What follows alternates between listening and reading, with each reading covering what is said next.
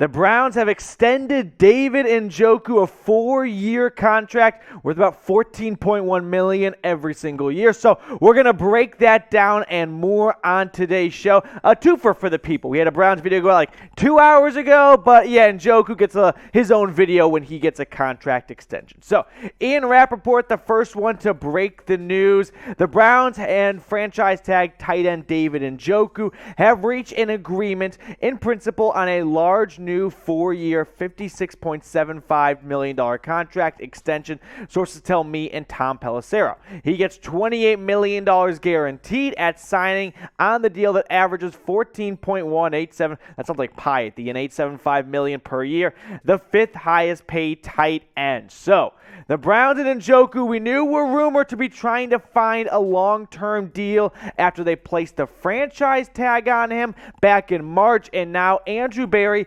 gets it done. I like to picture Andrew Berry was sitting at his office, and he's like tightening things up before he goes out to the lake for the weekend, Memorial Day weekend. He's like, wasn't there one thing I had to do? Oh yeah, let's get Njoku locked down for 4 more seasons and not just one. Listen, my first takeaway from this was there is a ton of belief in the Browns front office that Njoku will take off with Deshaun Watson at quarterback. If you think about what Watson did in Houston, you never really thought of him having a go-to tight end. But he made Darren Fells and some other guys decent names when he was there. So now he gets paired with a first-round pick in Njoku. There's some belief and there's some optimism that what's been a slowish start for the first-round pick back in 2017 will turn around with Watson at the helm. So, right off the bat, what about this question, right? You guys can use this or just sound off in the comment section, whatever you want to talk about. But do you like the Njoku contract extension?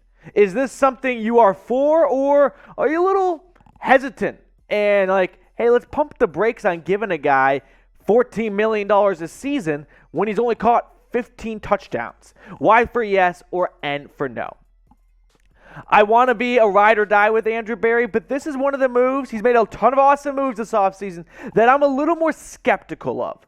Because like I just kind of mentioned, $14.1 million for a guy who's caught 15 touchdowns, and I get it. He hasn't had the best circumstances so far in the league, but at a certain point, when you're a first-round pick, there's some belief, there's some hope that, hey, when you're picked in the first round, you're supposed to overcome some of those challenges. Sure, the injuries are not his fault, and they haven't really been too much of a disruption so far in his career, but I don't know. Just like right off the bat, first reaction was 14.1.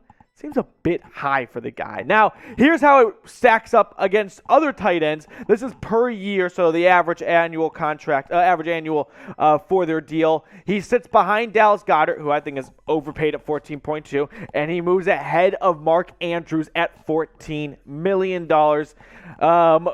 Producer Sam right now was an Oklahoma guy, but he's going to roll with Njoku and say, yeah, Njoku is a better tight end than Mark Andrews. So we've got a lot more stuff to break down here. We're going to get down to the nitty-grittiness of this contract extension and what this means, because like I said, look at the stats for what this player did last season.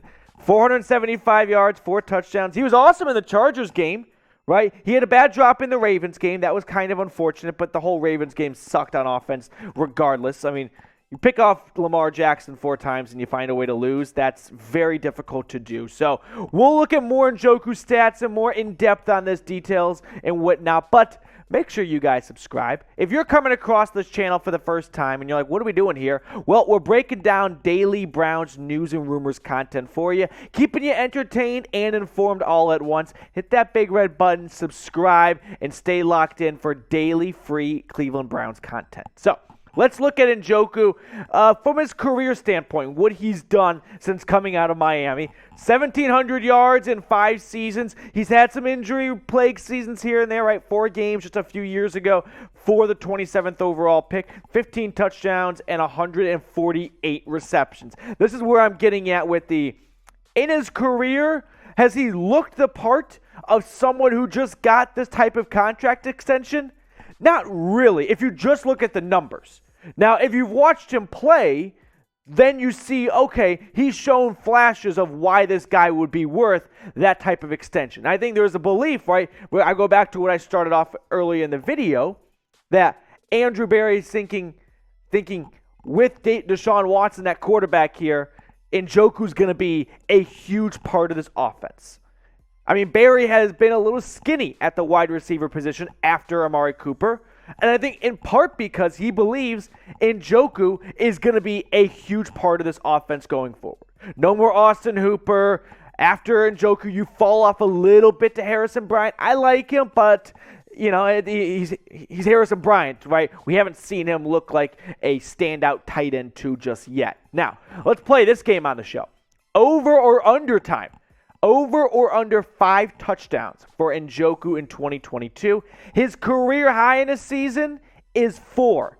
So do you think he can beat that and some more? Or are you going to go, you know what, 4 seems to be a ceiling for him. I'll take the under. Don't be a commie. Go over. Come on. Let's pump those O's in there.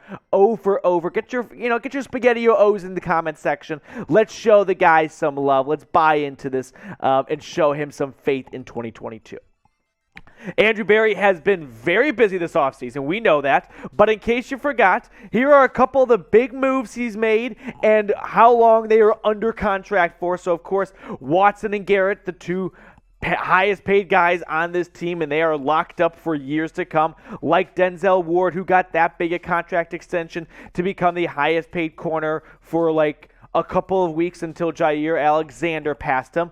Most recently Njoku, Joel Pitonio I tossed on there as well. You could include Nick Chubb, also Amari Cooper. He's gotten the books for $20 million this year. I'm not really sure how long Cooper's going to be with the Browns, though. I'm not really sure if he's a part of their long-term plans. How about that? I think Andrew Berry saw an opportunity to get a very good wide receiver for a 5th-round pick. And it's like, let's just go get that guy, and we'll ask questions later. So those are some of the big moves he has made so far.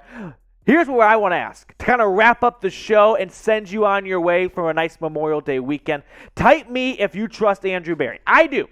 I know maybe my tone in this video isn't jumping out of my seat because I just wonder, is this a player really worth $14.1 million, or is this going to be an Austin Hooper contract all over again, right? You see where I'm like, just a little bit of hesitation on me, but I do believe in Andrew Berry, so I'm going to dive into that pool. I'll put me down below in the comments section. And hey, while you're down there, make sure you subscribe to the channel. Like I said, daily free Browns content, keeping the dog pound plugged in on everything going on in Berea, First Energy Stadium, and across the NFL. Subscribe. Hope you guys have a wonderful Memorial Day weekend. We'll put some more content out over the weekend. That way you guys can still get your 8 to 12 minute fix in of some Browns Report content. So that's going to do it for us here on the channel. Hope you guys have a good weekend, and I'll see you later with more Browns news and rumors.